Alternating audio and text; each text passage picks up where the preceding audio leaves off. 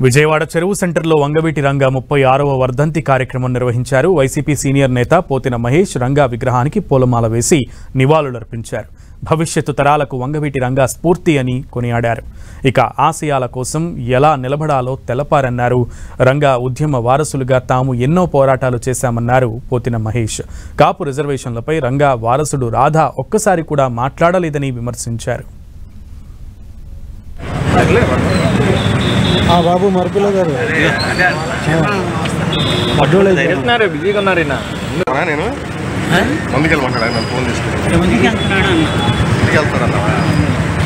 జోహార్ VM Ranga గారు, జోహార్ VM Ranga గారు, జోహార్ బడుగు బలహీన వర్గాల ఆశా జ్యోతి వంగవీటి మోహన రంగా గారు.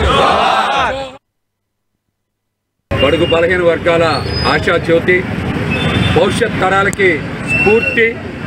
ప్రాణం పోతుందని తెలిసిన, నమ్మిన ఆశయాల కోసం, నమ్ముకున్న పేద ప్రజల జీవితాల కోసం నిలబడ్డటువంటి గొప్ప వ్యక్తి వంగవీటి మోహన్ రంగా గారు. వంగవీటి మోహన్ రంగా గారు, రంగా గారు లాంటి వ్యక్తుల స్ఫూర్తిని పొంది ప్రజల తరఫున ఎలా పోరాటం చేయాలో, సమస్యలకు ఎలా పరిష్కారం చూపించాలో తెలుసుకున్నటువంటి మాలాంటి వ్యక్తులకి రంగా గారు ఎప్పటికీ స్ఫూర్తి, ఎప్పటికీ స్ఫూర్తి.